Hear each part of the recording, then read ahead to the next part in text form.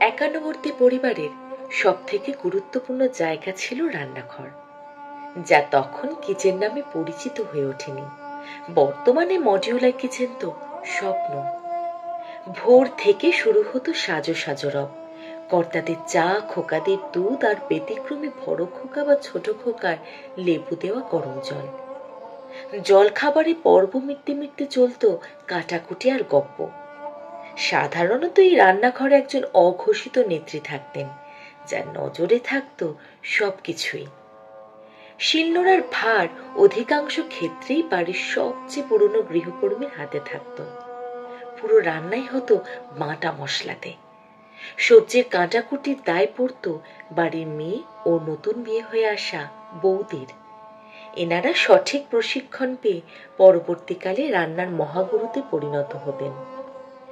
এই রান্নাঘর থেকে যে অমৃত পরিবেশিত হতো, সেগুলো যথাক্রমে সবজির ডাল, তিতার ডাল, আম ডাল, হিং দিয়ে অরহর ডাল, নারকেল দিয়ে ছোলার ডাল।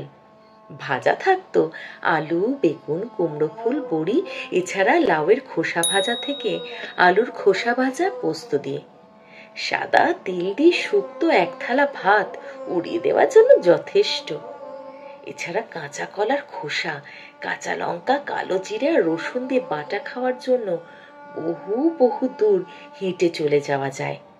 আর দূষণ নারকেল আর সর্ষে দিয়ে মান বাটা, এই মান বাটা খেয়ে অনেকের অভিমান ধুলোয় গড়াগড়ি খেয়েছে নিশ্চিত।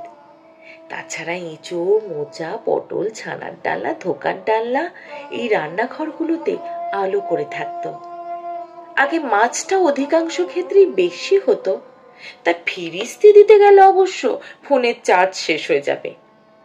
তবু চিতল মাছের মুইঠা, কই হরগোড়, ইলিশ পাতুরি, ভেটকি পাতুরি, ঝাল ঝাল মোরলা বা ডিম ভরা ট্যাংরা, কালো জিরে কাঁচা লঙ্কা দিয়ে পাবদা বা ইলিশের তেল দিয়ে কাঁচা লঙ্কা নুন দিয়ে গরম ভাত।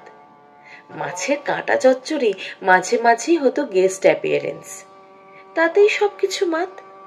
পেঁপে আর বড় বড় আলু দিয়ে মাংসের ঝোল, আর নামানোর ঠিক আগে বাটনায় করা গরম মশলা আর সাথে লেবু, এই ছিল রবিবারগুলোর বিলাসিতা। আমের চাটনি, অম্বল, জলপাই, চালতা এগুলো ছিল শেষ পাতের অহংকার। এছাড়া ঘুগনি, আলুর দম, মালপোয়া, পিঠে, পুলি এগুলো মাঝে মাঝেই হানা দিত খাওয়ার পাতে। বাড়ির সবাইকে খাইয়ে তারপরে মহারথীরা একটু বিশ্রাম নিত।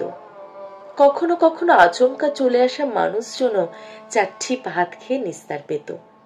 আর এই করতে গিয়ে অধিকাংশ ক্ষেত্রেই বাড়ির মা, জেঠিমা, রাঙামা, মণিমারা আধা পেটা খেয়ে কাটাতো মুখ মিষ্টি করে।